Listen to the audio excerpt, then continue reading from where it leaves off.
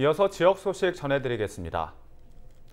포스코 광양제철소 브리더 불법 개방 문제에 대한 처분 결과에 많은 관심이 쏟아지고 있습니다. 지난달 열린 행정청문회에서 드러났듯이 조업정지 10일 처분 요구와 과징금 처분 요구가 팽팽하게 맞서고 있는데요.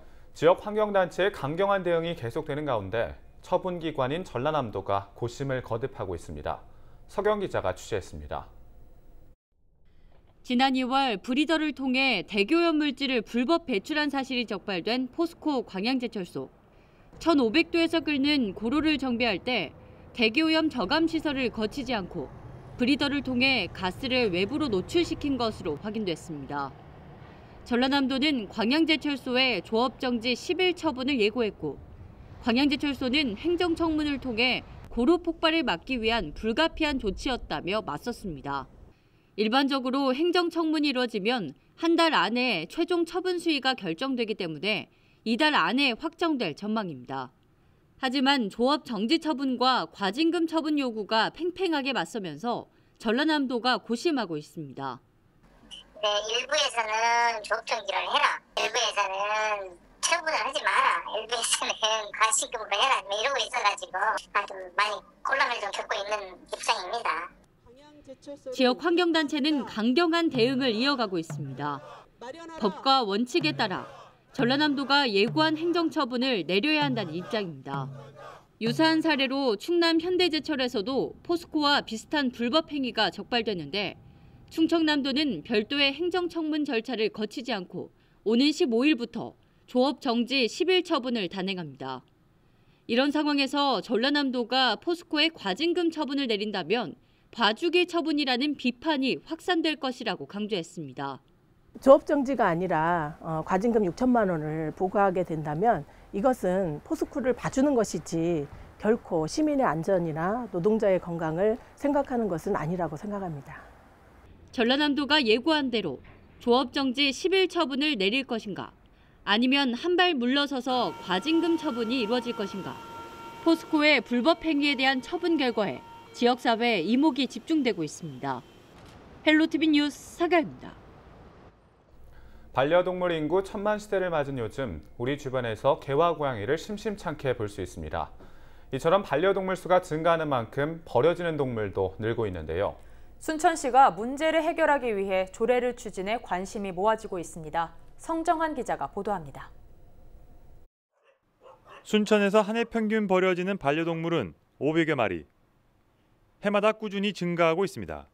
농업기술센터 등에서 관리하고 있지만 예산과 인력 부족으로 애를 먹고 있습니다.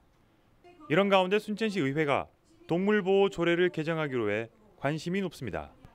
조례의 반려동물을 특정해 등록 의무를 강화하고 위원회를 구성해 의견을 정책에 반영하도록 했습니다. 무엇보다 유기동물 수를 줄이는 데 중점을 뒀습니다. 유기동물이 생기지 않도록 하는데 일부 예산이 지원이 되면 결국 나중에 유실 유기동물들을 보호하고 그에 대해서 소요되는 여러 경비들이 훨씬 줄 수가 있다는 걸 사보로 막을 거 호미로 막을 수 있는. 조례가 통과되면 반려동물 정책 수립에도 탄력을 받을 전망입니다. 유기동물 개체수 증가를 막기 위한 중성화 수술 예산이 지원됩니다. 교육장이 마련돼 시민의식 개선 교육은 물론 외로운 이웃과 반려동물을 연결해주는 장소로 활용됩니다. 이처럼 반려동물에 대한 관심이 높아진 가운데 문화센터 사업도 속도를 내고 있습니다.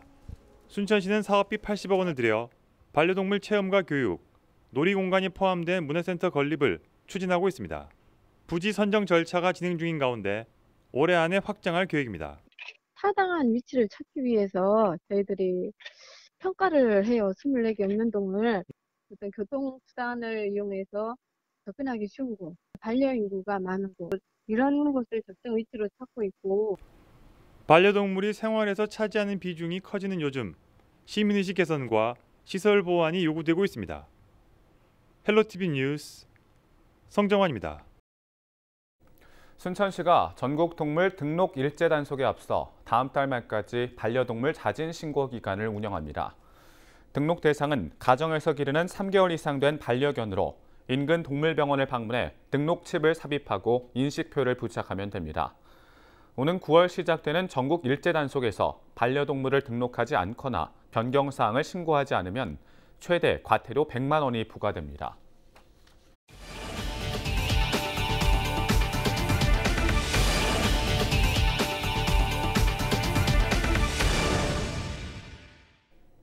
문재인 대통령이 전라남도 블루 이코노미 비전 선포식에 참석해 김영록 지사에게 주요 전략을 보고받았습니다.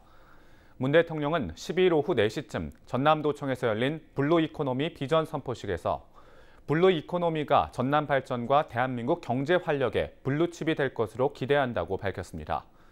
블루 이코노미 전남은 에너지와 관광, 바이오, 은퇴 없는 건강도시 등 5가지 프로젝트를 통해 지속가능 발전을 꾀한다는 전략이 담겨 있습니다.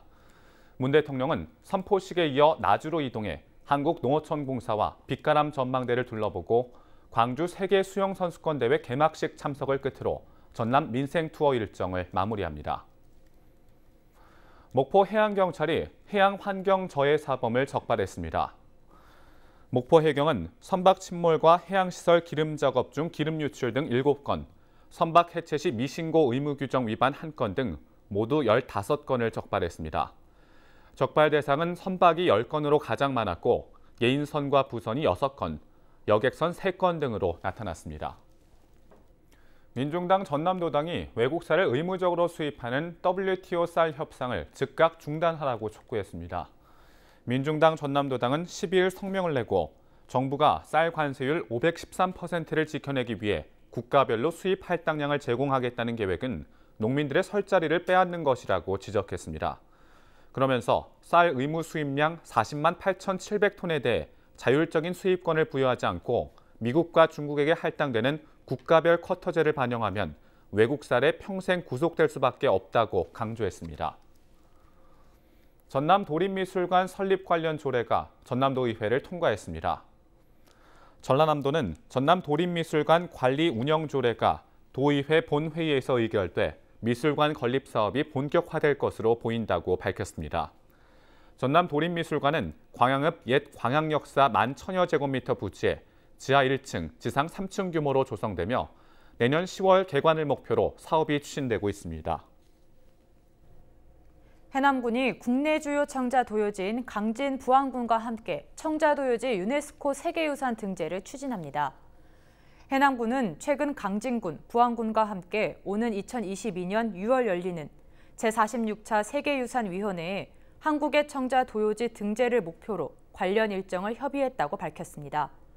문화재청 방문을 포함해 세계유산 등재 추진을 위한 협약 체결, 추진단 발족과 대상 사업지 정비 등을 추진할 계획입니다. 고려시대 최대 청자 생산지였던 해남은 1992년과 2017년에 진행된 발굴 조사로 가마터와 유물이 출토됐습니다. 현재 진산리 청자도요지는 국가사적으로, 화원면 청자도요지는 전라남도 기념물로 각각 지정됐습니다. 진돗개 공연이 피서객들에게 인기를 얻고 있습니다. 진돗개 공연이 열리는 진돗개 테마파크는 썰매장과 홍보관, 방사장, 산책로 등 진돗개를 보고 체험할 수 있는 다양한 시설이 갖춰져 있습니다. 진돗개 공연은 매주 월요일부터 금요일까지 오전 10시와 오후 3시 하루 2번 실시하고 토요일과 일요일은 오후 1시에 한 번 열립니다. 목포 소방서가 피서철을 맞아 신안 증도면에 있는 짱뚱어 해수욕장의 물놀이 안전 사고를 막기 위해 119 수상구조대를 운영합니다. 119 수상구조대는 앞으로 2달 동안 소방공무원과 의용소방대원, 봉사자로 구성된 구조요원과 안전요원을 하루 8명씩 투입해 예찰 활동과 인명구조를 활동 펼치기로 했습니다.